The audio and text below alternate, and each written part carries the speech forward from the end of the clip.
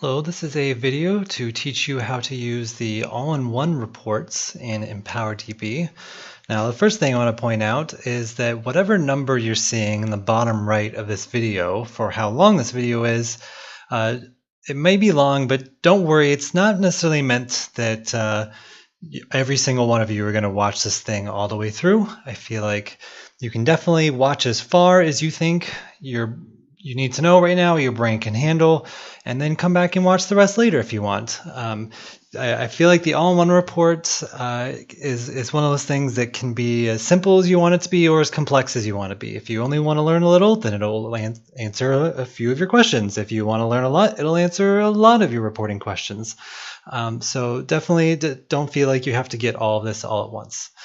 All right, so we are in the report section of EmpowerDB, and down at the bottom is the all-in-one report section, and we can create a new all-in-one report by clicking on this link here. And here is the reporting tool. So I'll go through and I'll show you the different parts of the reports here. So first thing to point out is master table. This is a drop-down that you'll see in all the other reporting tools of EmpowerDB that will let you report off of your client data, or potentially if you have data forms, survey, miscellaneous data with this, these other tables are called something different for every site. But if you have more than just client data in your system, you're probably already used to having this master table drop-down. Sites that only have client data, you will now see this here and have the ability to report off of different parts of types of data in the database. The all-in-one report is the only tool that will let you run reports off of children type data and staff type data. And maybe we can go over some examples later about why you would ever want to do that. So just the first thing to make sure is you've got the right master table selected, and if you want to run a report off of clients, you're selecting clients. If you want to report off of your data forms, miscellaneous data, then you're selecting that. Most of this video will be doing from client master tables, since that's the usual for people. And here's a status message that's letting you know kind of what you should be doing next, or what's going on with the report, results returned, errors, things like that, and we'll come back and see that. And query where, this is where you will set up the condition for what you want of the data you want to see. You want to only see certain data that meets a certain condition, and this is where you're going to build it. How do we build it? Well, we're going to add in elements from this section over here. So I'm actually going to start off with the second element, a column condition. And we're going to bring that in here. And now we have the option of picking a column, and then an operator, and then a value. So let's start off with select which column we want.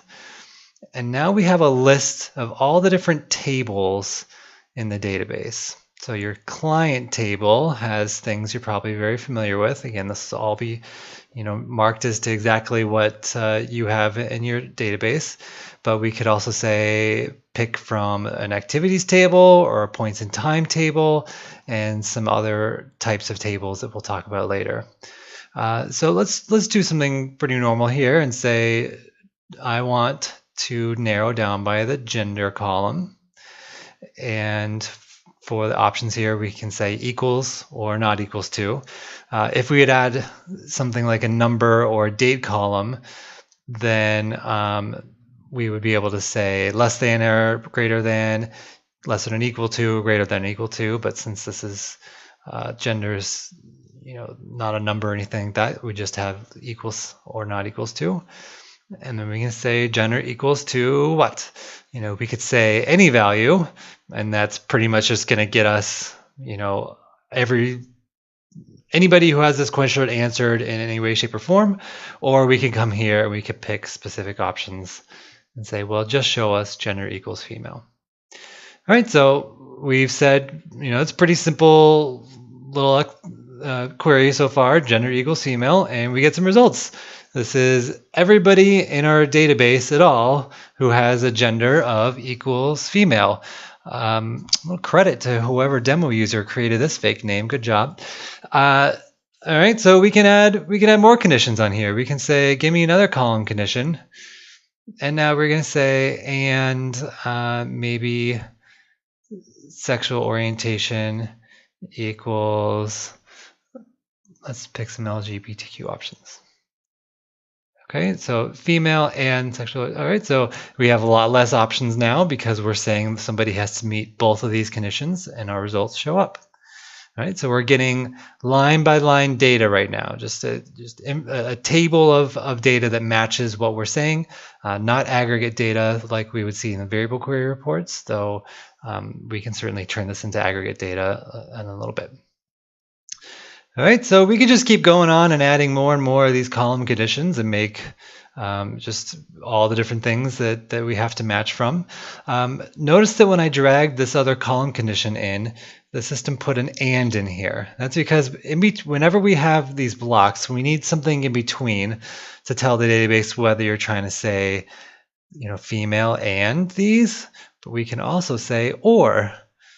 So now we're getting females or people who are bisexual, gay, lesbian. Right? Now this list is going to be longer than the list we got when just females because we're getting, different people.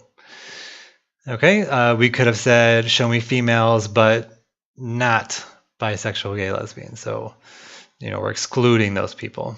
All right, I'm gonna turn this back to or for my example here. The next thing that we could do to narrow this down. So like I said, this is everybody in the database at all. You likely never want to run a report that shows you everybody in the database. You probably always want to run some report that in some way kind of narrows down people from a certain time period. Either it's last fiscal year, this month, last week, whatever it is, you're probably always looking at a certain time period. So if you want to get people who are active in your programs during a certain time period, you can drag in this active clients block. And now we have active in, and it's assuming you want all programs during this kind of placeholder date range. But we can say, no, actually just community program, and let's do from the beginning of the year. All right. So the important thing to remember about this active in block is that this is only returning clients. These are the clients who are active in community program from that time to that time. It's not returning their services. It's not returning anything about them besides the fact that they were active and they are a person who should be included in this report. So how does the system figuring out how people are active here?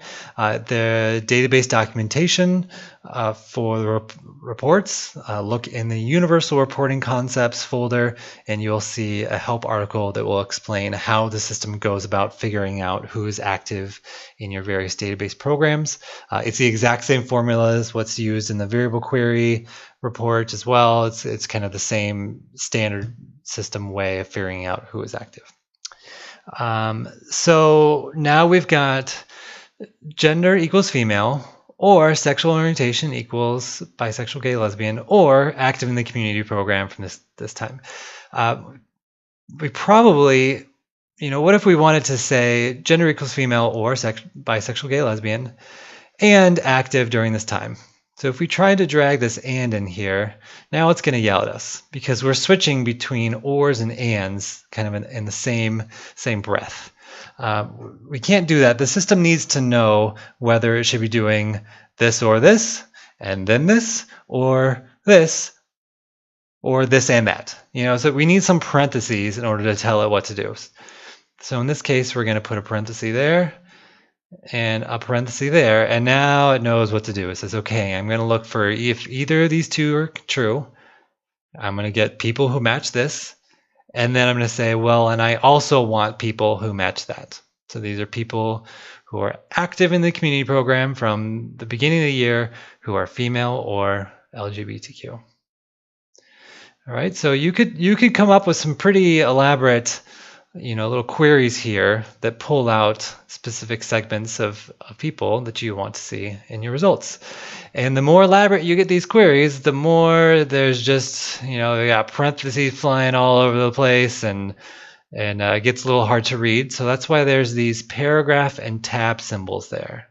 So we could create put a little paragraph symbol there, and it makes a little line break. Maybe we want a tab symbol there so we can kind of get a sense that this is inside of that. Maybe another little paragraph there, and then another tab, and then a paragraph. Okay, so you see what we're doing here? We kind of start out with some parentheses. These parentheses are doing nothing, by the way. We're just kind of showing an example of how you would do something, because we're enclosing the whole query in parentheses, so there's no need to do that. You know, maybe we had something else in here that said, oh, not people active in the shelter from the beginning of the year. You know, that would make sense now. And then we'll put another line break there. Great.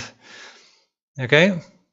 So we're kind of putting things, everybody has their own style in which they like to put paragraphs and line breaks. So you do you, make it so that you can read it and it makes some sense to you.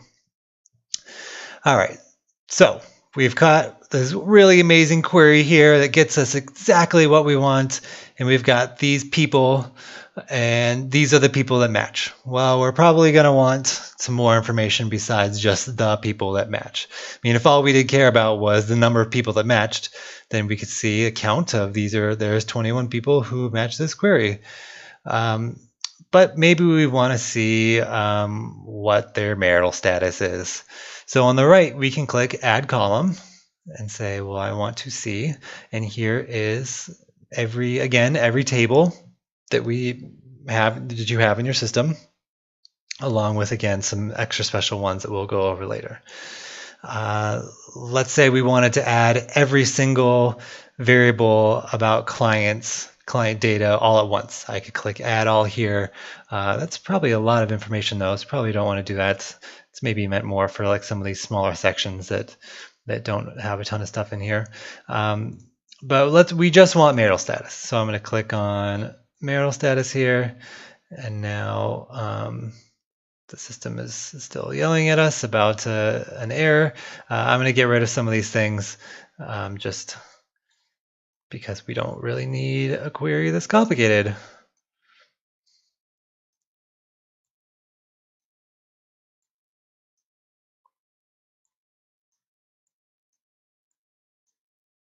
Okay, so we've got our query returned, and now we have all of our clients and each of their marital statuses. Okay, so that's good. Probably some more information here. Again, not an aggregate, just line by line data, and we can go over very, very soon how to get this into aggregate form if that's what you need. And we could go along and we can add in all kinds of other columns in here. Let's say we want to add in somebody's location. So I'm going to go to, instead of the client section, I'm going to go to address locations and say add in location.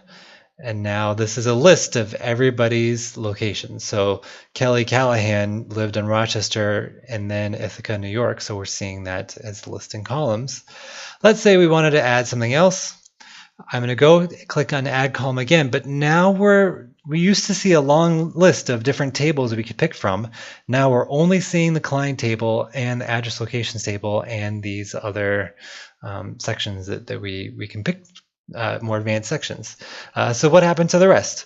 Well, there's a help file here that will explain to you the situation, but the short of it is that you can only include in one report data from one alternate table besides your master table. So you can put as much client information as you want in there, but once you pick something besides client information, you're stuck to either just that client table or whatever that extra section is you pick. So we can keep adding in like all the information about her street addresses and the date of the entry and all that.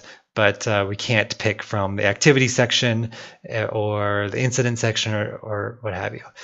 There are ways to address this, and we'll go over that in a little later. And again, you can read this help article to get more of an explanation about why this has to be. All right, so we've got some good data here. The date column, maybe we want to change the order of this, so we can move it around and put that over there. And the system updates, and now the date's over there. Let's talk about what happens in these situations where somebody lives, so Jessica lived in Waltham and then Watertown. The report starts off with the clients column grouped. So if there's ever a case where one client could have multiple of the same things, like in a point in time or an activity where somebody could have multiple point in times or multiple activities, it will group them together by clients by default. We can turn that off and we can say, click on the settings for the client and say ungroup. And now this is a list of everybody's addresses not grouped. All right, but sometimes it's helpful to have it grouped, and we can do that again. And like I showed you, you can click on the plus icon there, and it shows us that it's opened up like this. So let's take a look at Linda. She's lived in quite a few places, and we've got this list of all the places that she's lived. So this is the kind of grouped row showing us all the different, making an assumption about what we want to see related to what's inside of it. And to assume that we want to see this list of entries.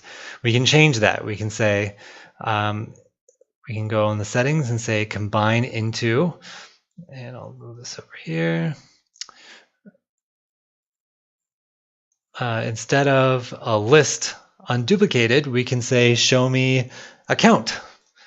So now this is going to update and be the number of places, number of entries. So specifically, this is saying the number of places people have lived during the time that we have them in the system. We can change it to something else and say show me only their last entry. And now when we go and we open up Linda, we see that her last entry was Waltham, and so that's what's showing up on this grouped row. Now, how do we know that this is really the last entry? Right now it's coincidentally ordered by date, where we have January 11th, 2013, all the way to November of 2015. But you really need to be able to tell the system for sure, I want it to be on the inside of this grouping, ordered from earliest to latest. So we can do that by clicking on the date column and saying sort, inner sort ascending. And now we're guaranteed, nothing's going to change because it just so happened that we saw them in this order before. But now we're guaranteed that the earliest date is up there, the latest is there, and then back on the location column where we had said show me the last, now we're definitely seeing their last ever address. Over on this column here, we still see that both of her street addresses showing up. So we'll have to go to the street addresses and say combine into last as well, so that we're seeing this last location and street address for each client's record. And then maybe this date column we don't really care about. Maybe we just added the date column so that we could tell the system definitely sort by the date earliest to latest, but after we've done that, we don't really need to see it. So we can click on the settings and say hide column, and now that's gone. If we ever want to see it again, we can click unhide columns right there and bring it back. Let's go over a few more of these column settings for now. I'll put this one to the last date as well. We can click on the columns, and some of the column types have a format option. So the default for dates is to show dates as month and then numerical day and year, but we can switch this to be all numerical like that. We can switch it to be show us along with dates and times if this is a certain date field that happens to be collecting time as well. The location column has a format where we can switch this, instead of showing city, state, county, to show country, to showing us counties and parishes.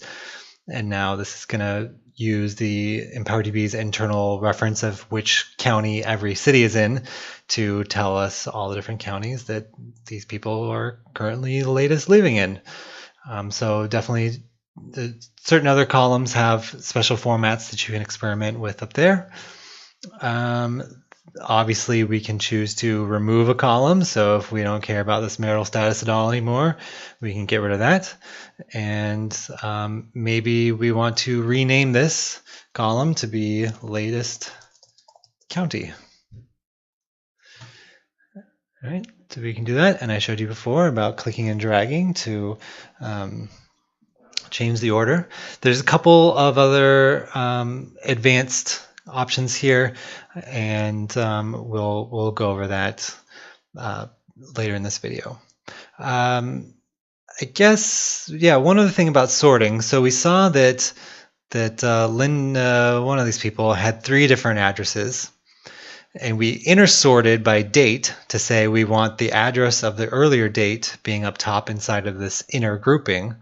But what if we want the outer sort of something to be different? So now let's try to sort by this outer column here. So I can click on this column and say sort, outer sort, ascending. And now this gets us, where we've grouped together. Here's all our Massachusetts counties, and it's sorted that way. We can sort by this client's record, and now we can see that that's sorted alphabetically. Which brings me to this last section here, where we can define what rows we want to see. So we're seeing data rows and a count row automatically. So this is a count of the number of people above it. So 21 people met our criteria that we made up above. And there was 20 dates in there, and 20 counties, and 13 addresses. We can turn off that count if that's not really what we care about.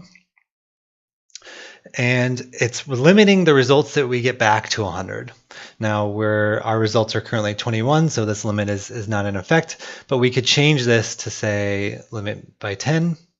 And now, even though we're only seeing 10 rows, it's still telling us that we have a count of 21 rows in total. The other thing that trips people up, quite understandably, to point out about this is the rows that it decides to leave off are chosen at basically random. And then the rows that are remaining that didn't get cut off, those rows are then sorted alphabetically. So it might look that this is like a complete list of people, because we're going from B, which is earlier in the alphabet, to S, which is later in the alphabet. And then you might be like, well, where was somebody else whose name started with a D?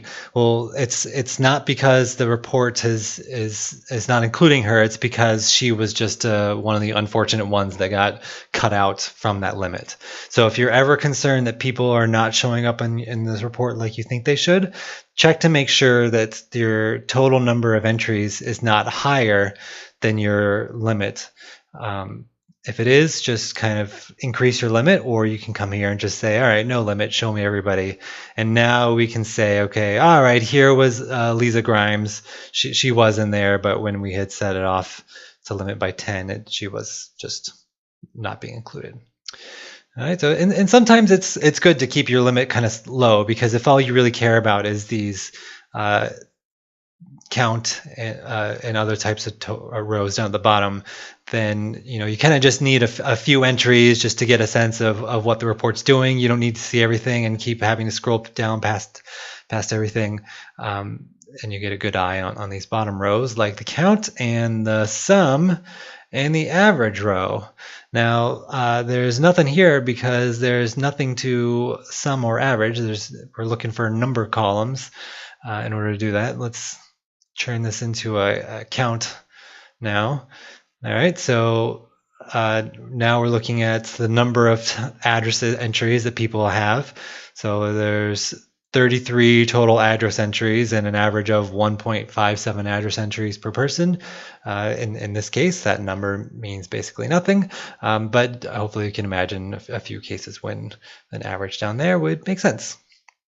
So the sum row and the average row, especially the sum row, that'll come in handy like if you're running activities reports and you've got a readout of services and you want to kind of get a total of the direct time spent and collateral time spent or something like that. let's say this report is amazing. You've worked so hard to make this query happen, and you want to save it so that you can access it for the rest of your life. On the top right is Save Report. We can give it a name, the most amazing report ever. And we can choose to put it in a folder. So maybe you want to create a folder just for you. Maybe you are creating kind of a whole set of shelter reports and you want to just have a folder and everything goes in this folder. You don't have to have a folder, so if you just want it to be in the general everything section, you can do that. When you save a report, you can set who's able to come back and edit it. So currently all users would be able to come in and edit it and view the results. But maybe you want to say, you know what, only I want to be able to edit it and I don't want anybody else to see it, no other users. Or maybe you can say, well, everybody else can see it if they want. So here's the typical EmpowerDB permissions dropdown. That works just the same as usual here. So let's go back to complete transparency here. All users say it's good. Save report. All right, so now that report's saved. The name of the report is updated here. I could have done this before. I don't need to save the report. I could have clicked, so here's export to spreadsheet. If I click there, this contents of the report download and we'll open up in Excel. You can do other things like make pie charts and do fancy statistical analysis in Excel, all the things you need to do there. We can come back and edit the name. We can make a copy. So let's say we want to start off with this report, but let's do and active in the shelter program instead. So we could say, all right, I'm going to make a copy of this. And now I'm going to switch this to be shelter. And so it kind of saves us a lot of that work of resetting all that up. And we can click Save Report to save it in our folder, perhaps. Right. What else are we talking about? And obviously there's reset report that brings everything back to the start. Okay, now we're going to get into some potentially starting to get into a little bit more complicated realm. Let's talk about a situation where we want to, I said before that we're going to show you how to aggregate the data like the variable query report. First of all, if the variable query report is doing what you need to do and aggregating the data, feel free to use that. You don't have to use this tool. But maybe you do want to use this tool. So let's go and bring just a simple marital status in our client's report, just like this. So active in all programs and what were the marital statuses. And right now the client section is being grouped, but if we open up, there's never going to be anything more than one thing in here because marital status, one client can only ever have one answer for marital status. So instead of the client column being grouped, what we actually want is the marital status column being grouped. And now the client column is going to be a list of all the people who fit that marital status. And we could probably go in here and count, say, oh, 2 people divorced, but we don't want to count. We instead can click on Combine Into and now say, let's do the counting for me. So now 1 separated, 2 divorced. And if we wanted it to look just like other reports that can do aggregation for us, we'll swap this around here. And now clients over there, and maybe we want to rename this to be number of clients. All right, and for this, we can say sort these options alphabetically. And if you wanted this to be in a custom order, outer sort custom, you pick that option there. And then you're going to get a little window pop up, and we're going to make a separate video about this a little bit. You'll see it, a link to it in the window that pops up that will explain to you how to use this more advanced feature.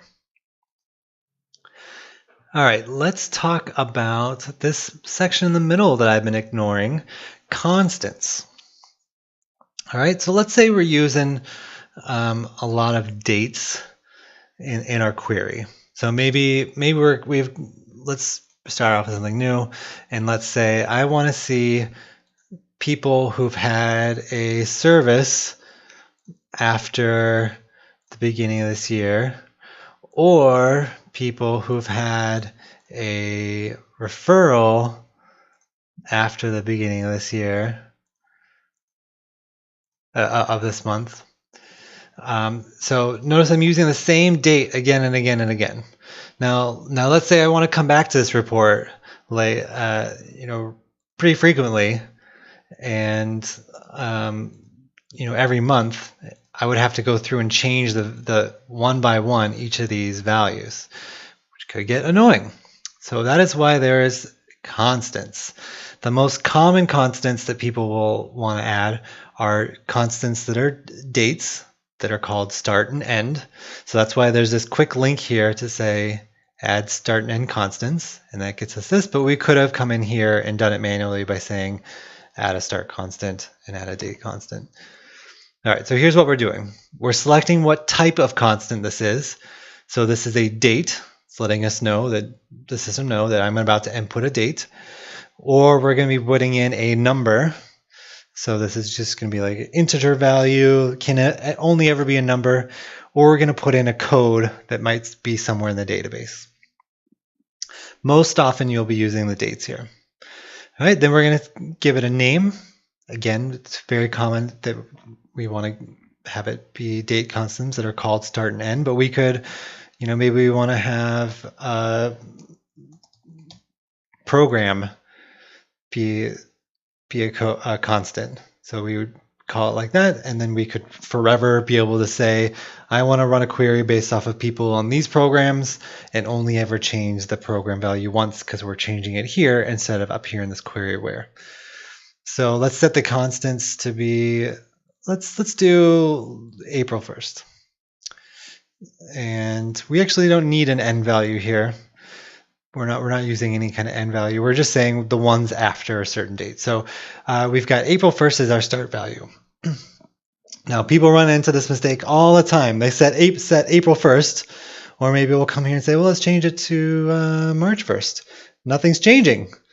Still only have 10. Why? Well, that's because you're not actually using your constant. You've created a constant with this as the date, but your query is still using May 1st. So in order to use constants, you have to create them and then tell them where they should be used. So now when I go click on this date, I could enter in an exact date, or I could pick from one of the constants that already exists. So I'm going to tell it now, use my start constant. Use my start constant. You also use the start constant. Right? And now this report is going to show all the people, so now it's bigger, who've received services, referrals, or resources since March 1st. And if I want to change it to be April 1st, all I have to do is go here and change it in one place, and it automatically filters all throughout there. And now we have a little bit more. All right, notice that when I clicked on reset, let's click on reset report. When I clicked on add start constants, it started off with this. What does this mean? Let's bring in this and say I want to use search for clients active in all programs from our start constant to our end constant. And now what's going on here? This is a date formula. So let's say you were running a report pretty consistently where you wanted to see people active in the past week. And every time you went to the report, you didn't want to have to go change the dates around to show active in the last week. You want the report to do it for you. Well, date formulas is what's going to do it for you. So to make a date formula, you're going to start off, just know that M always means whatever the current month is. D always means whatever the current day is, and Y is always the current year. So when I say D minus 30, this is saying go back 30 days from today's month, day, and year. So 30 days ago. Now that's going to span beyond this month, so it's fine. You don't have to tell anything about that. It'll know that, okay, I'm going to take from today's date and go backwards 30 days, and that's going to get me sometime in April, but whatever. So if you wanted to do in the past week, you would do something like this. If you wanted to do in the past year, you could do something like this. The exact same thing would be something like this, or something like this. See what I'm doing here? You don't have to keep this MD&Y. So if you wanted to do the first day of the current month, you could do this. And you could do the last day of the current month. And that's a little tricky. I think it's that. Yeah. Now, if you're looking at that being like, how the heck is that the last day of the current month? I've got a help article in the all-in-one report documentation that will explain to you how on earth these, some of these common date formulas. So if all you wanted was to do like the last day of the current quarter, you could just go grab that date formula and paste it in here and not worry about doing the math or anything like that. You just be like, well, Steven said this is the last day of the current quarter, so it must be right. Okay, so these date formulas, I'm using them in the constants, but you don't have to use them in the constants. You could have used them up here for active clients. So you could say, show me month, day, year, show me just the people active in the past from 7 days ago to MTY, and that is today. So these are people active in all programs during the past week. All right, that is date formulas. Now let's talk about templates. If I go back to my all-in-one report section here was where we were going to create a new report. And here is a new link, new report via template. When we click here, we see a list of templates. What is a template? What this means is there's a few types of common reporting actions that take a lot of setup work, a lot of clicking and dragging and fancy complicated things that it's really just a lot of setup work that everybody who uses EmpowerDB might come across at some point. So there's no reason for you to manually have to do all the setup work. We can just make it so that we can set up a report where you just click a button and says, show me the total number of occupancy days of people in the shelter. All right, and you go click there, and it's pre-populated this query to do a bunch of things and give you the number of days during the time frame. So a lot of people who've been in there the full month, and give you a total down at the bottom, 403. Now you're probably going to want to do some more things this. You're almost never going to click on a template and be like, okay, problem solved. You'll need to add, change, at the very least, change your dates around to be like, which time frame do you want to be looking at? So maybe you only cared about April, so you'll have to go at least change those dates. Maybe you only want to see adults, so we can add in a new condition and say, show me where is client a child is not equal to yes. All right, that's kind of actually my preferred way of getting adults. We say not equal to children, because not everybody will answer client is a child no. So this kind of makes it so I'm excluding children, thus I'm getting adults. All right, so now this is our report of just adults. So the template will help you out, but it's not doing the full thing for you. Other templates that are in here, so there's occupancy days, occupancy nights, latest location of clients active in the past 2 years. So let's do that one since it's a common enough one. So we're including people in all programs active in the past 2 years. We're showing their date, and we're showing their very last location, and it knows, that this person, we've already got it set up to sort this date, inner sort ascending, and give us the very last date, so that when we can use this report then to help us out elsewhere. And I'll show you next actually how this is going to come into play. So let's save this report. Maybe we're doing some reports about the services people received and the address they lived in.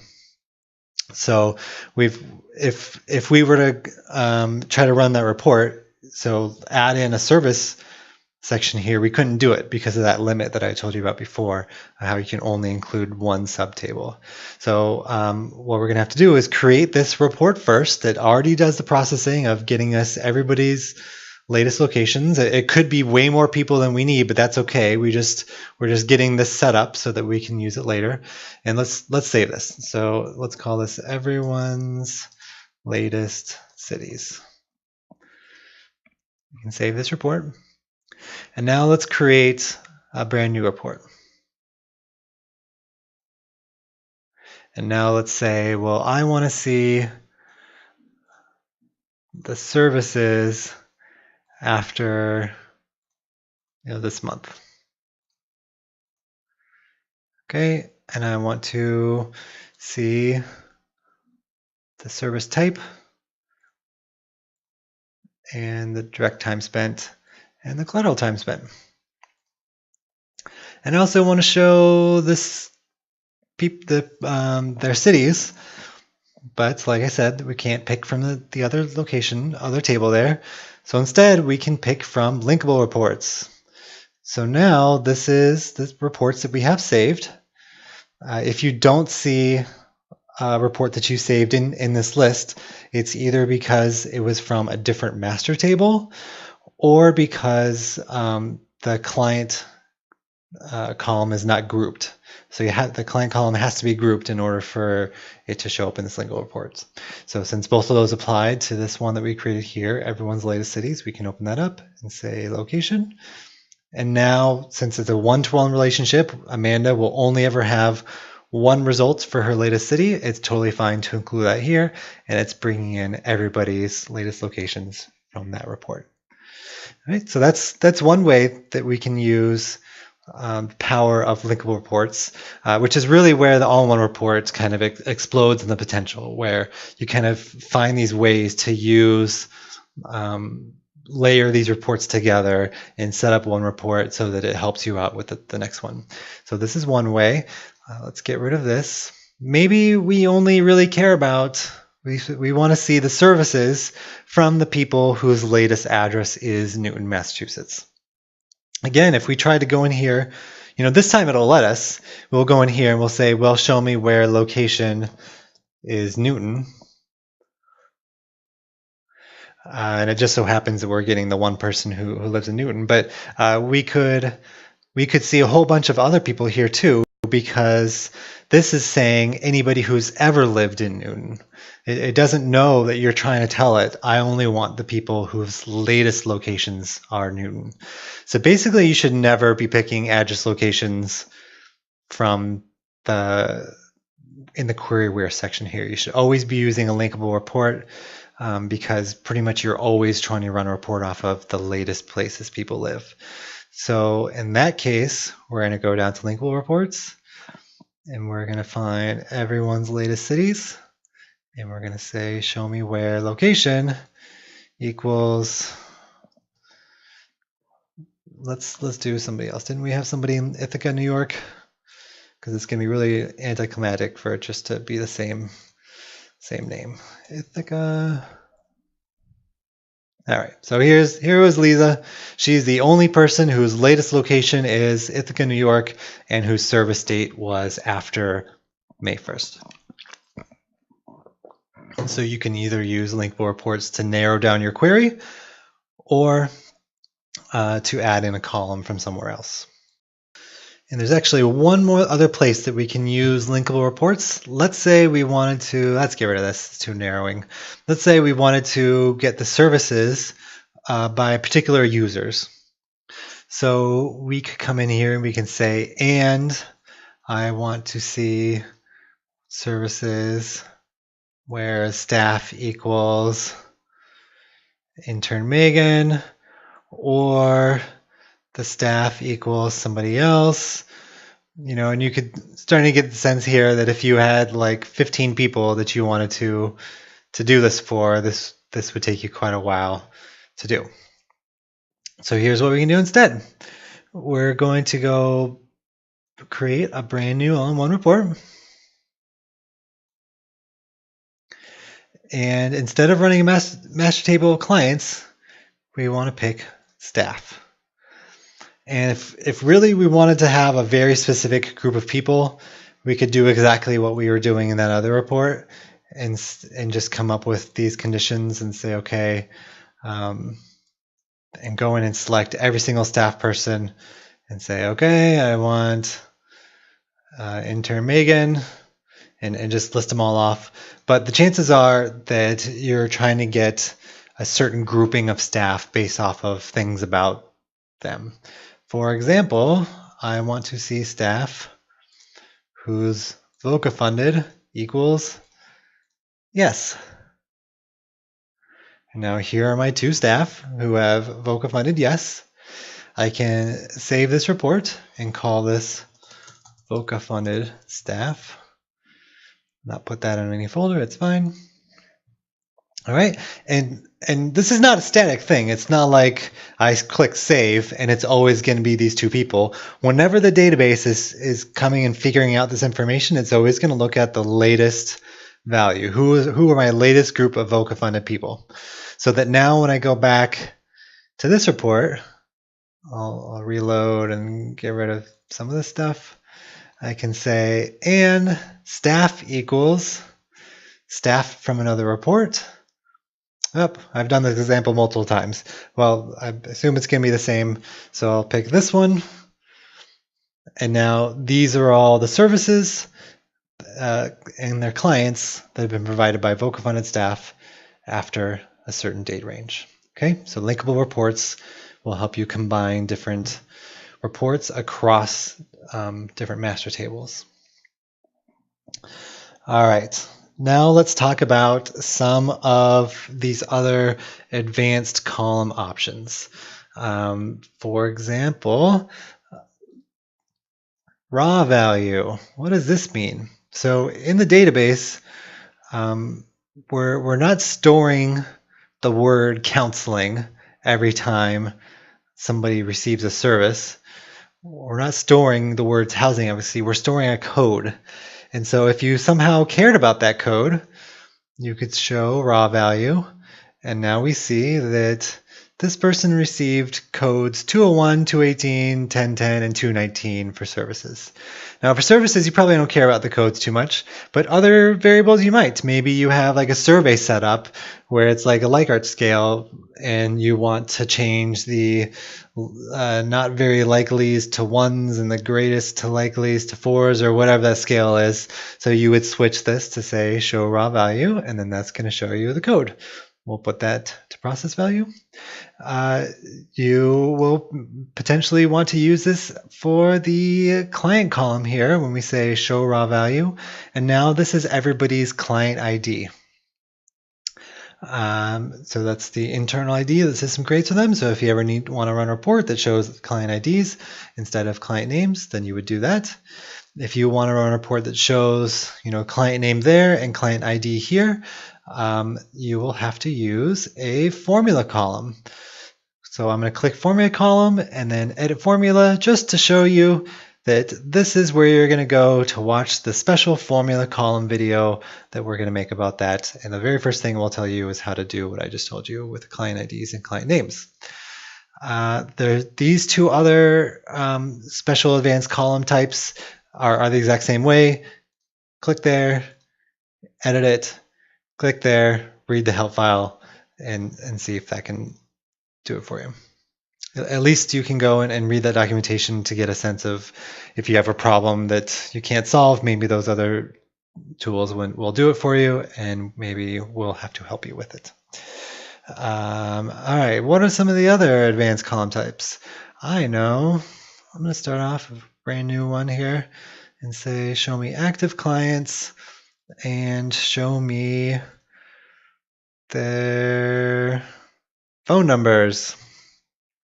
Okay, David has no phone number. That is because David is a child of Deb, and Maybe your site has it set up where you just don't collect phone numbers for children at all. This one seemed like it did. There was the option. So how do we make it so that if it's a child, show the parent's data for whatever we've selected, but if it's a parent, show the parent's data? We would click on the options and say child entries use parent data. And now David's phone number is there because it's referencing his parents' information. All right, so that could potentially be all the tools that I can think of to show you, aside from those kind of more advanced alternate videos that you can go reference. The last thing to talk about then is how to get help. You are not meant to be a reporting whiz. Reporting in databases is hard. Don't feel bad about needing help. We just need to make sure that you're asking for help in the best possible way and most efficient way.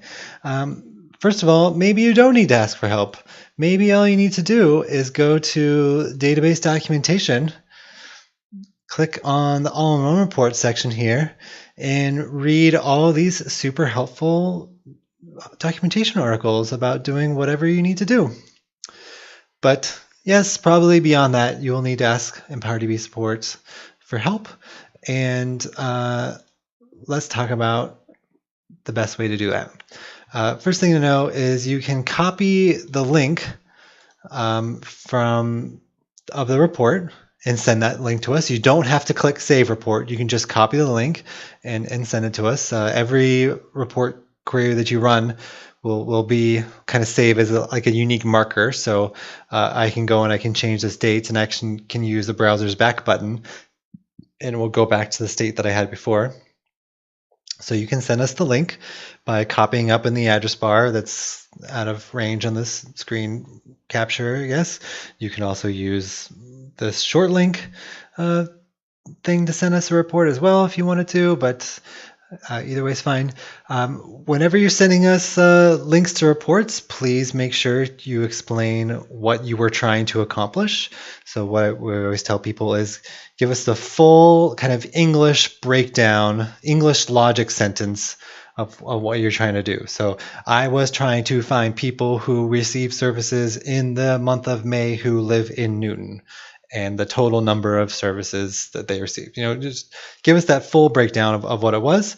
And if your report is excluding people or including people that you don't think should be included, we need at least one, not even at least, we need just one example of who's not being included. So you could be like, wow, where's Jennifer in here? I really feel like Jennifer was active since then. So you would come up and look up, not that one, look up this Jennifer and say, okay, send us this link too, and say client ID number 2, or send us a link. Why is that client not showing up in this report? So send us both links. It's likely many people will be excluded from here. You don't need to send us person after person after person. We just need one person to investigate in order to get a sense of why they might not be included, and then we'll respond back and let you know what's going on.